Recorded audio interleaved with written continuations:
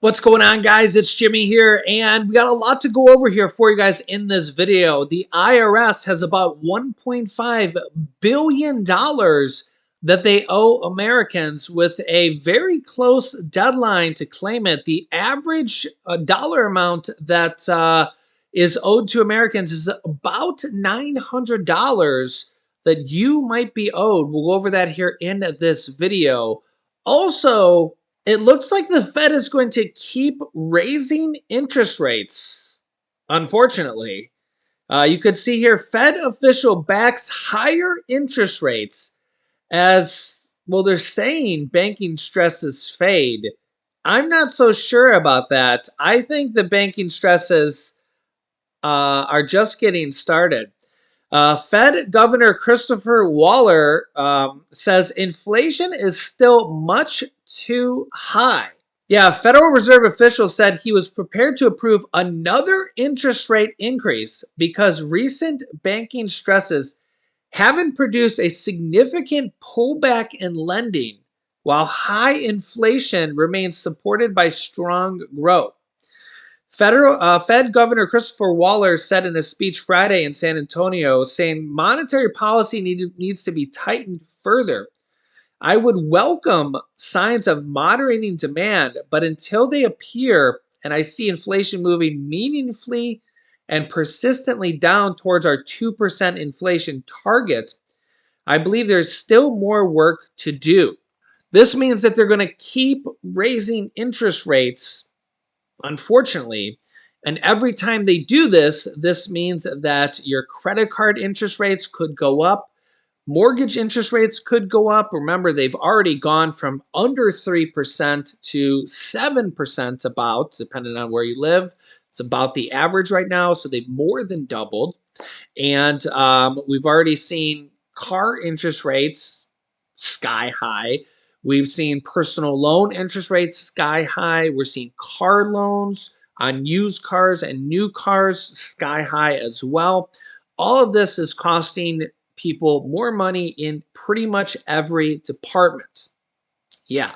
And you can see here, APRs on credit cards reach record highs.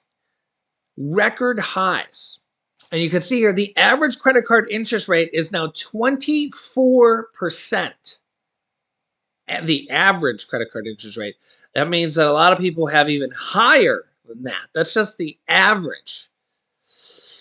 Yikes. That means you pay 24% on your interest every single year. 24% of your balance is paid in interest. Yeah, and they're going to continue to raise interest rates. And not only that, you can see the Fed expects a banking crisis to cause a recession this year, according to their Fed minutes, basically their Fed notes. Fallout from the U.S. banking crisis is likely to tilt the economy into a recession later this year, according to the Federal Reserve documents released on Wednesday.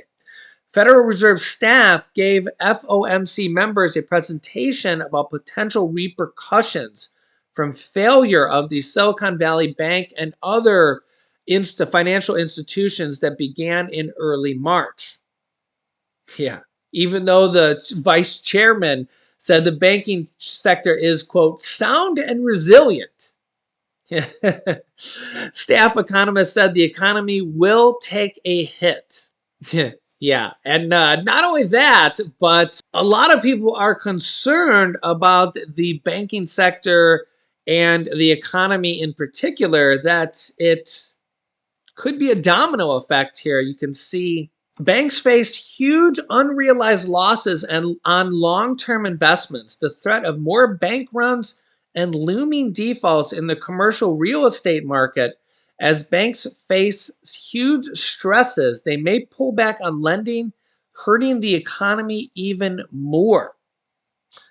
Yeah. Banks face potential $620 billion in unrealized losses that haven't even happened yet. That's 2/3 of $1 trillion. Yeah, and this is according to the FDIC, Federal Deposit Insurance Corporation. So you would think they know what they're talking about, right?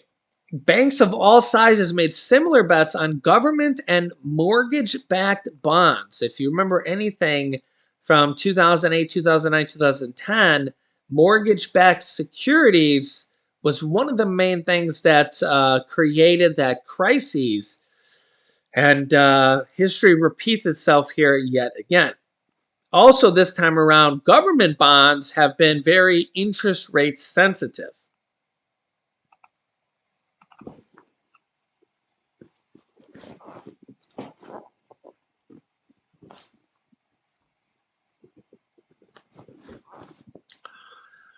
And I think this is just getting started.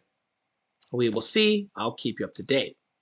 Also, you can see here the IRS has more than $1.5 billion in unclaimed tax refunds and a surprising deadline why they may owe you money and you don't even know about it.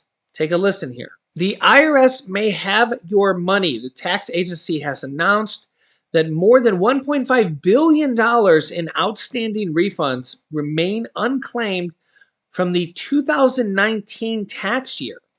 And you might be thinking, 2019? But the agency estimates that more than 1.5 million taxpayers might have qualified for a refund but did not file federal income tax returns for 2019. And the deadline is coming up for that.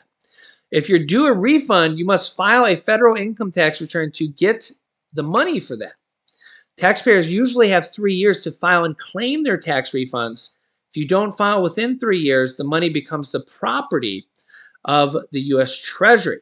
Things are a little different to file for that because of the deadline has been delayed.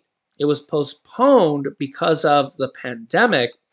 So the 3-year window has been postponed to July 15th, 2023, which means it gets pushed to the following Monday, July 15th, 2023, or July 17th, postmarked to that.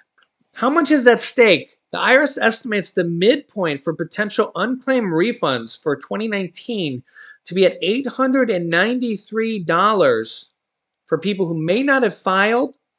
That means half the refunds are more than $893 and half the refunds are less. Those refund amounts could be even more than estimates since they do not include the Earned Income Tax Credit, EITC, for low-income wage earners. That's why you'll see the star in the chart amount. Those who potentially would have qualified that could be worth up to $6,557 as well. The income thresholds for that was $50,000, $55,952 if married filing jointly. And you can see there's different qualifications. That's if you have 3 or more children. If you have 2 or more children, it's 46. You can see the different kind of income brackets here. Why you might be due a refund for different things here. Maybe if you had too much withheld from your wages, if you made too much in quarterly payments, you might not have filed because you had too little income to require filing a tax return and you thought it wouldn't have made a difference. Remember, you can't receive the benefit of refundable credits or other tax breaks which might result in a refund unless you file. There's no penalty for failing to file when you are due a refund. So if you're due a refund, there's no penalty for filing late. Of course, if you owe the feds money for student loans or back taxes, for example, or if your refund is otherwise earmarked for seizure, such as child support obligations or any tax refund, it will be offset by the amounts owed. Here are the states that are owed the most money by people. California is about 144,000 people. Texas, 135,000 people. Florida, almost 90,000 people. New York, 81,000 people. Pennsylvania, 56,000 people. Illinois, 55,000 people. Ohio, over 50,000 people. Michigan, 48,000 people. Georgia, 48,000 people. North Carolina, 45,000 people. And the list goes on. So you might be owed some money. If you think you might be owed some money, maybe plug your numbers into a tax software or talk to a tax accountant or somebody.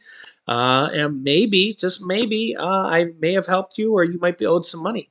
We'll see here. So let me know your thoughts here in the comments. I'll keep you up to date here with everything going on here in our country on a daily basis. If you haven't yet, make sure to subscribe down below. Click the bell icon so you don't miss out on any new videos here. It's completely free to do so. New videos come out here every day at 10 a.m., 3 p.m., and 8 p.m. Eastern Standard Time. Here's some videos you should watch next. China just sent out a major warning to the US and Taiwan here in this video. Or in this video, Biden just signed a new bill and millions of Americans are going to be losing a lot of benefits. So click on one of those videos next. Thanks for watching, guys, and I'll see you in the next video.